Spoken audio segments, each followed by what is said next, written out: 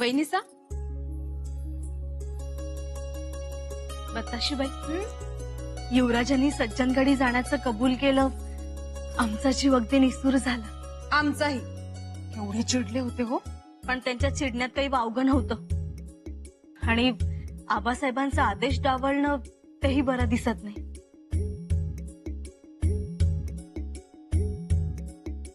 वहिनीसा किती भरलेत अंगरखे? एवढे? अहो एवढे लागतीलच ना. अहो दादासाहेब काय कायमचे निघालेत का सज्जनगडावर? पण तरी एखादा आठवडा राहतीलच ना. नाही रमणार एवढे दिवस. बोलू नये पण बोलतो. त्यांना आबासाहेबांना भेटायचं. आबासाहेब म्हणजे दादासाहेबांचं सर्वस्व. आम्हाला कळत का नाही हे? पण आता फाटे फोडू नका. आबासाहेबांच्या आदेशाचं पालन झालं म्हणजे झालं.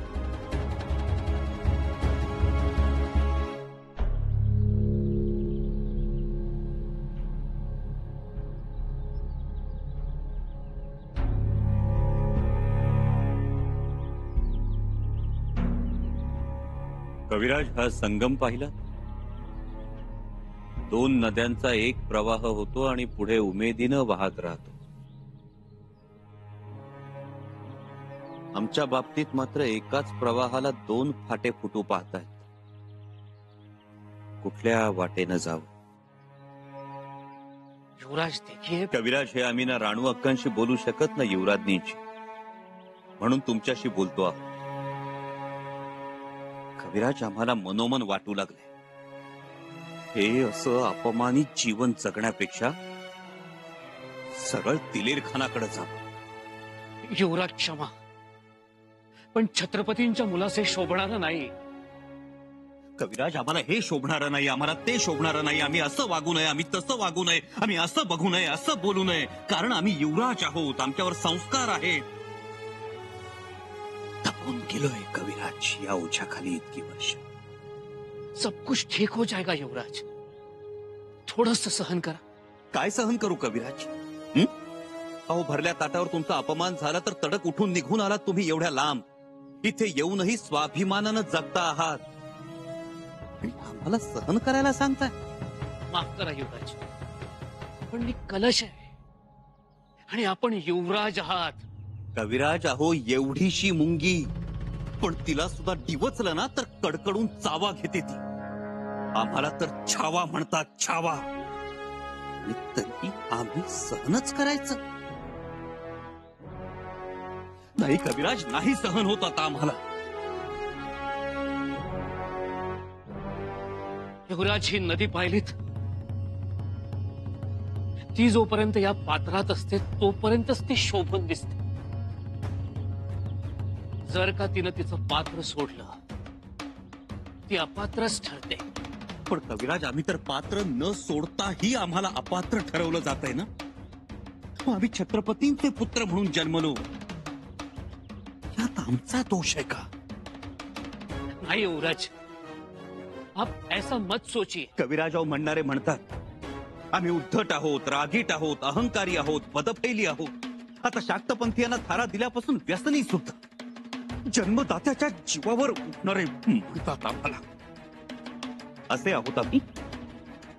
कविराज, आम्ही नेहमी खरं बोलतो, स्पष्ट बोलतो. हे वाईट आहे कविराज? अहो, आमचं अंतःकरण या नदीच्या पाण्या इतकंच निर्मळ आहे. अंगावर ही राजवस्त्र घातली असती ना तरी आम्हालाही मन आहे, आम्हालाही भावना आहेत कविराज.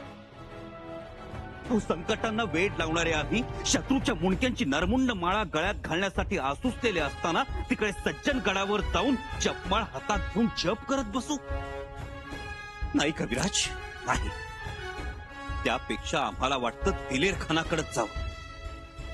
संतांच्या सज्जनगडापेक्षा मोगलांचा दुर्जनगड बरा. आता स्वतःच्या हिमतीवर स्वतःचं राज्य निर्माण करू आम्ही. युवराज, ह्या संगमाप्रमाणेच शिव आणि शंभू एक संगम आहे.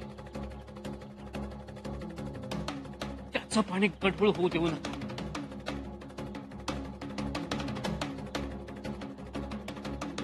कविराज, आता ते आमच्या हातात राहिलंय असं वाटत नाही आम्हाला.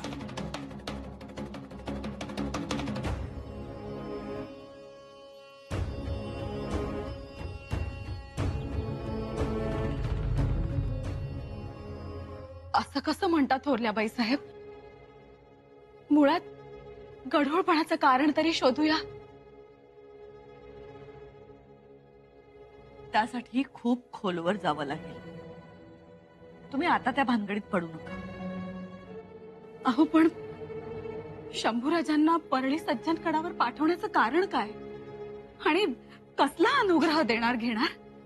मुळात अध्यात्मात अनुग्रहाची बळजबरी नसते. हे आम्हाला नव्हतं. ऐका ना, आम्ही विनंती करतो तुम्हाला, तुम्ही महाराजांना सांगावं आणि शंभूराजांना इथे रायगडावर बोलावून घ्यावं. ते शक्य नाही. का? कारण महाराजांचा आदेश गेलाय. थोरल्याबाई साहेब, तुमच्यात आणि शंभूराजांमध्ये शृंगारपुरी जो वाद झाला तो अजूनही तुमच्या मनातून गेला नाही का? तो एक वेळ जाईलही, परंतु कोणी कितीही म्हटलं तरी कलशाभिषेक काही आमच्या मनातून जात नाही. सत्तेसाठी शंभूराजेंना झालेली घाई आम्हाला विसरता येत नाहीये. परंतु त्यासाठी महाराजांनी निर्वाळा दिलाय ना.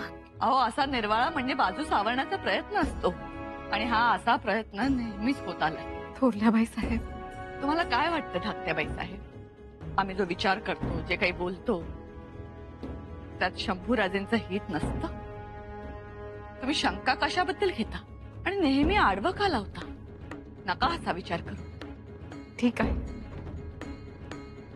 आम्ही तुमच्या आणि महाराजांच्या शब्दापुढे नाही जाणार. पण आम्हाला एवढंच सांगावंसं वाटतं की तुटेपर्यंत ताणू नये. शंभूराजांच्या सहनशक्तीलाही मर्यादा आहे. आमच्याही सहनशक्तीला मर्यादा आहेत धाकट्याबाई साहेब. परंतु सगळ्यांनी असं म्हणून कसं चालेल? आपल्या परिवाराबद्दल, आपल्या मुलाबाळांबद्दल आम्हालाही काळजी वाटते. शिवाय महाराज कुठलाही निर्णय डोळे झाकून घेणार नाही. एक गोष्ट लक्षात ठेवा धाकट्याबाई साहेब, शंभूराजेंना ही शेवटची संधी आहे. तेही ते युवराज आहेत म्हणून. युवराज नसते तर ही संधी सुद्धा त्यांना मिळाली नसती.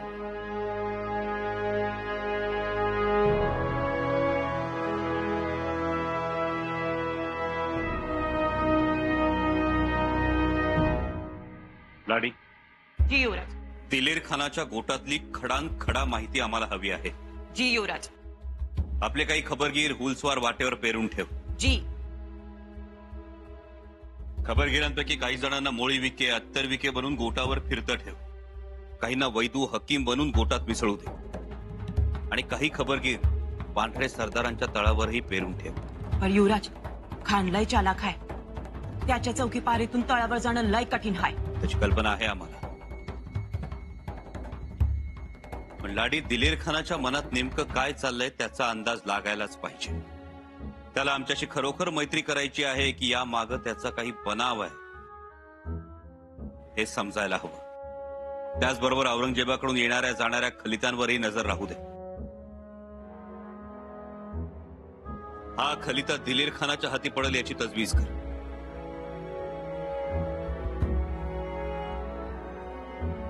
सरदार पांढरसने दिला तर उत्तम. आज्ञा असावी युवराज.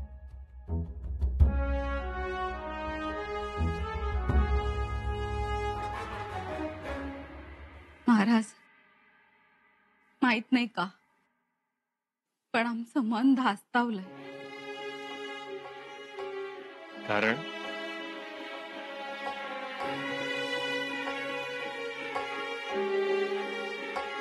शंभूराजांबद्दल तुमच्या मनात काय आहे? प्रेम. प्रेम? तसं असतं तर मग त्यांना रायगडावर का नाही बोलावून घेतलं? खरं सांगा, तुमच्या मनात त्यांच्याबद्दल राग आहे ना? नाही राणी साहेब, असं मनातही आणू नका. मग 2 वर्ष झाली आमचं लेकरू आमच्या जवळ नाही, सूनबाई रायगडावर नाही, आणि आता आमची इवलीची नात तीही नाही. नका काळजी करू, लवकर येतील. तेव्हा शंभूराजे आणि सूनबाई इथे गडावर येणार म्हणून आम्ही त्यांचा महाल लावून घेतला, पाळणा सुद्धा आणून ठेवला आम्ही. आणि नंतर समजतं की ते परळीला सज्जनगडावर जाणार आहेत.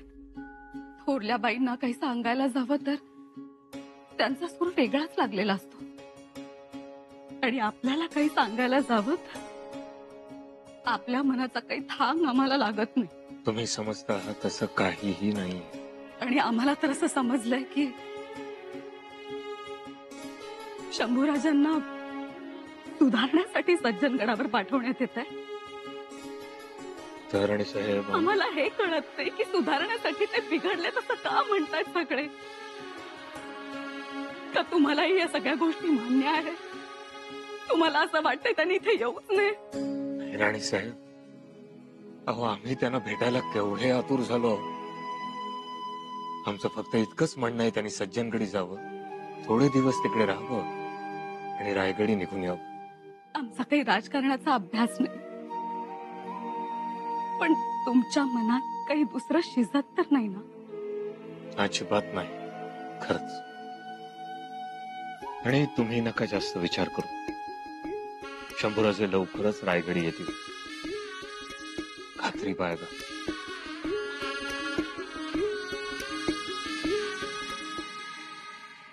कोण आहे छान छान? भवानीबाई. ओ, आता झोपायचं छान छान. वहिनीसा, आज चांगलाच रंगलाय खेळ बाप लेकींचा. सकाळपासून घेऊन बसलेत भवानी बाळाला. हो ना हो, येता जाता बघतोय आम्ही, हात चांगलेच घुटमळले. आज आमच्याही वाट्याला आलं नाहीये बाळ. सज्जनगडास जाणार म्हणून तर नाही ना चालले एवढे लाड? आम्हालाही तेच वाटतंय. पण तसंही दादासाहेब एवढा वेळ बाळाला घेऊन बसणाऱ्यातले नाहीत. पण आज रेंगाळलेत. म्हणूनच आम्हाला एक प्रश्न पडला. दादासाहेब भवानी बाळाशी खेळून आपल्या मनातली आंदोलनं तर लपवत नाहीत ना?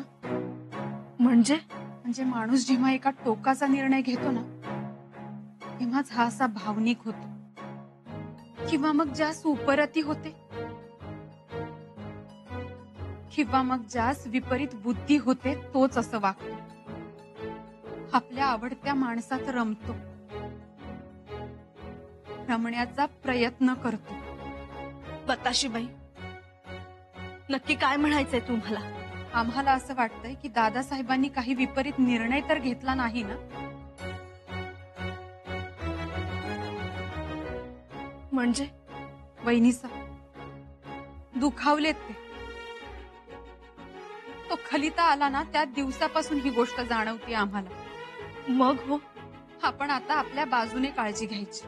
अहो पण आता काय काळजी घेणार? युवराज तर निघणार आहेत आता. तोपर्यंत त्यांना एकट्याला राहू देऊ नये, एवढंच आपण करू शकतो.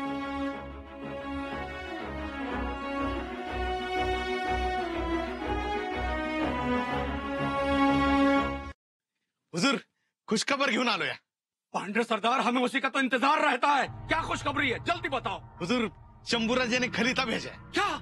जी हुजूर. शंभूराजे ने खलीता भेजा है? जी हुजूर. यह सब आपकी मेहनत का नतीजा है. आपकी कृपा है हुजूर. हम बहुत खुश हुए. जी हुजूर. मुल्ला अहमद जी, खलीता पढ़ा जाए. जी हुजूर. हुजूर, लिखा है, मुगलिया सल्तनत के आला सरदार को शंभू राजे का प्रणाम. आपकी यारी दोस्ती का इजहार हमें आपसे मुलाकात करने के लिए हमारे दिल को मजबूर कर रहा है. यकीन मानिए, आपकी दोस्ती का बार बार किया जिक्र हमारे दिल को आपकी ओर खींचता है. हम यहाँ पर यही सोचते हैं कि आप हमारी तलवार का चढ़ा रंग देखना चाहते हैं, इसलिए हम बहुत खुश हैं. आपने हमारे पराक्रम को देखा है, आप उसे जानते हैं, पहचानते हैं और बखूबी समझते भी हैं. बहुत खूब, बहुत खूब. क्या बात है.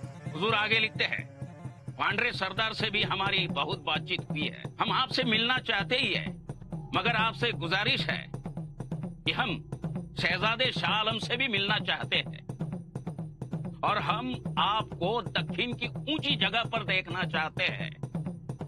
आपका शंभू राजे। वाह, इरादे तो आपके बड़े नेक और बुलंद हैं। आइए शंभू राजे, आइए। ये पिंजरा भी खुला है आपके लिए और आसमान भी खुला है। फल और मेवे भी तैयार हैं आपके लिए और हम आपकी खातिर तवाज़ो के लिए बेसब्री से आपका इंतजार कर रहे हैं। बस एक बार हमारे रूबरू हो जाइए। अंजाम के बारे में हम बाद में सोचेंगे।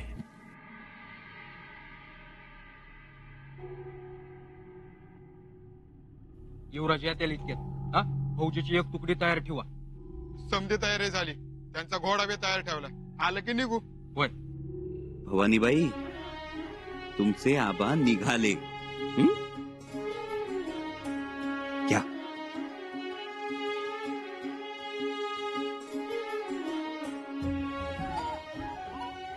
आमच्या भवानीबाईंना राजपुत्राची गोष्ट सांगा. सांगाल ना भवानीची आई? युवराज, आम्हाला भवानीची आई म्हणाला. युवराज्ञीपेक्षा हे जास्त चांगलं वाटतं. सांगाल ना गोष्ट? जरूर सांगू, पण गोष्टीतल्या राजपुत्राला आमच्या राजपुत्राकडे पाठवू, त्याला लवकर घेऊन येण्यासाठी. चालेल ना?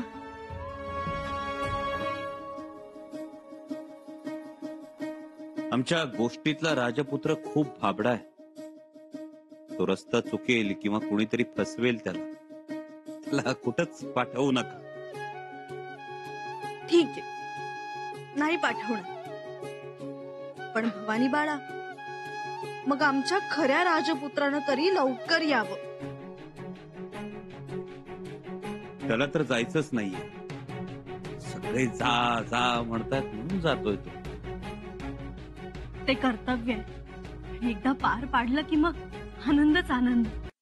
काळजी घ्या युवराज्ञी. युवराज्ञी नाही, भवानीची आईच म्हणा. जपा भवानीची आई.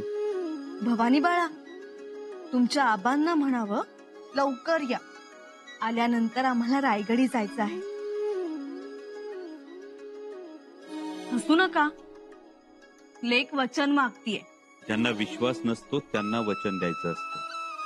विश्वास आहे, पण वचनानं विश्वास तडीस न्यावा लागतो. आम्ही सांगितलंय ना, जे करू ते छत्रपतींच्या मुलाला शोभेस करू. पण मग तो उत्तर दिग्विजयाचा नकाशा, तो खलित्यावरचा मजकूर.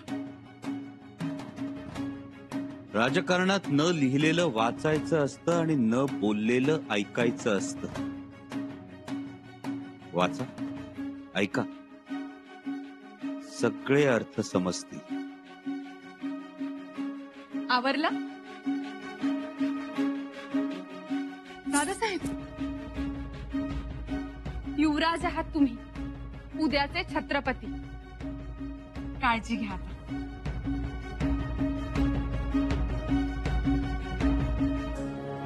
सुखी व्हा.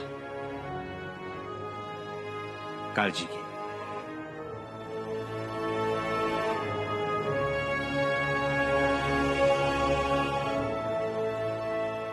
जातो युवराज. जातो नाही,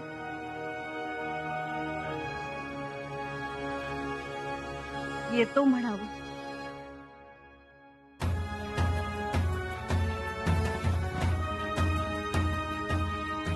येतो आम्ही.